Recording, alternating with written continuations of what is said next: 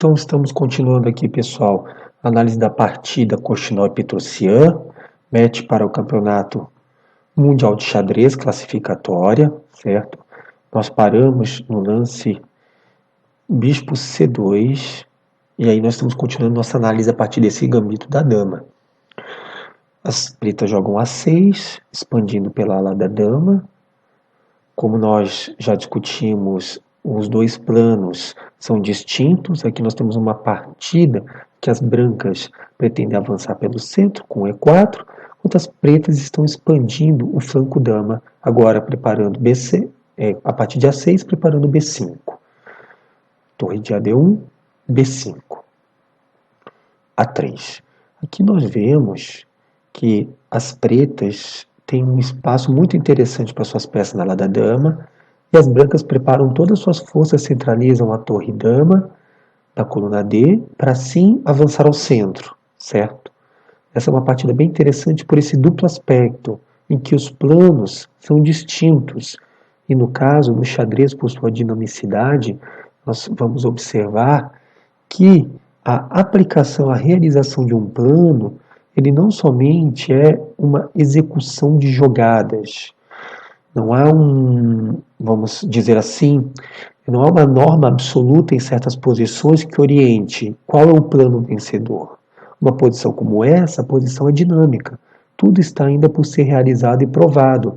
Então o plano branco tem suas características, suas possibilidades, e o plano preto tem as suas. Torre de F8, libera a casa F8 para o cavalo e para o bispo e centraliza a torre pressionando a coluna E. Cavalo E5, libera a casa F3, seja para uma passagem da dama, mas sobretudo para um possível avanço do peão para F3 e depois sustentando a ruptura E4 a partir do peão também. As negras nesse momento decidem pela não troca, retiram seu cavalo. Bispo H2. Bispo H2 é um lance precavendo possíveis ataques de cavalo em E6, por exemplo, né? E as brancas antecipam e retiram seu bispo para H2, um lance posicional. Dama B6 é um lance bem ativo. Olhem como a dama está ativa, ela protege toda a terceira fileira aqui na vertical, né? Ela também pressiona o ponto B4 na medida em que o avanço do peão é possível, sobretudo depois de um avanço de A5. A massa de peões pretas parece forte, pois as pretas têm aqui 3 peões, as brancas têm 2.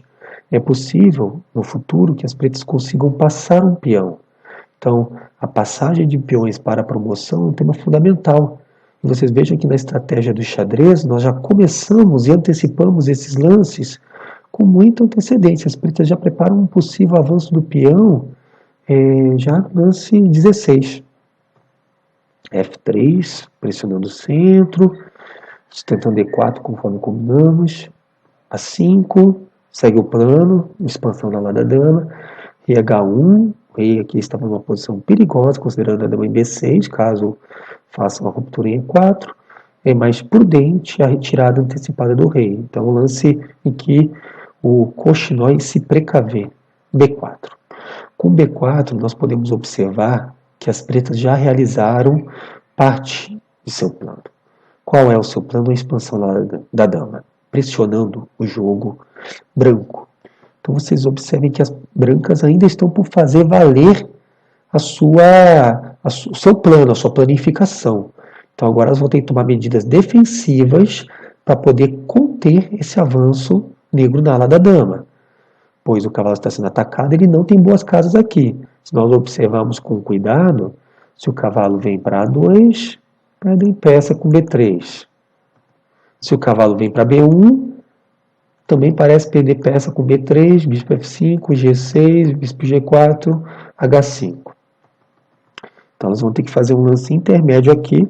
Evidentemente, Cochinó já previa esse lance, e as brancas jogam cavalo A4. Cavalo A4, um lance intermediário, pois antes de tomar uma decisão sobre o que fazer com o avanço do peão, as brancas atacam a rainha preta. Dama B5, um lance interessante, pois segue na pressão, mantém a dama centralizada, certo? E o cavalo sempre está numa posição delicada aqui, defendido pelo bispo. Ameaças agora são como B captura 3, por exemplo, é uma ameaça interessante.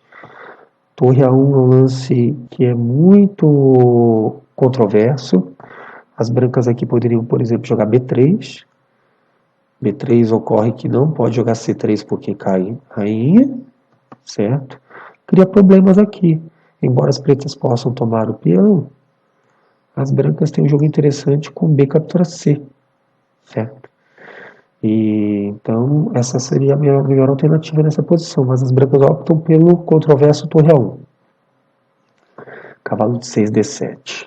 Aqui a posição começa a tomar sair de um caráter estritamente posicional e a partida começa a se abrir e apresentar possibilidades táticas. Com essa troca de cavalo, com essa possível troca de cavalo e depois com a ruptura E4, nós vamos ver que o jogo estritamente posicional ele também vai permitir possíveis ataques ao rei. Isso é muito interessante, como nós veremos.